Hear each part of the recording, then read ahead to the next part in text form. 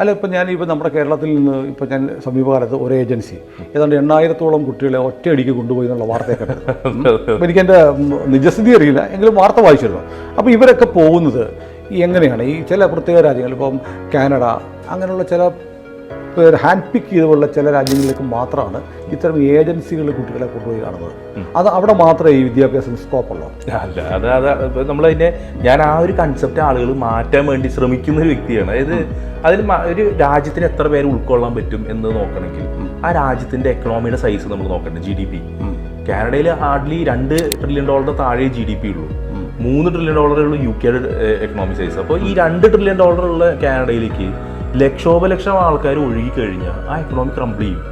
അതിന്റെ ഏറ്റവും വലിയ തെളിവല്ലേ അവരെന്നെ പുറപ്പെടുവിച്ച പുതിയ നിയമം. 10 ലക്ഷം സ്റ്റഡി പെർമിറ്റ് കൊടുത്തിരുന്നത് ഇനി 3.5 ലക്ഷമായിട്ട് അവന് കട്ട് ഷോട്ട് ചെയ്യാൻ പോകണം. നേരെ മറിച്ച് 11.5 ലക്ഷം കുട്ടികൾ US പോകുന്നുണ്ട്. പക്ഷേ US ഒരു ബാധിക്കുന്നില്ല.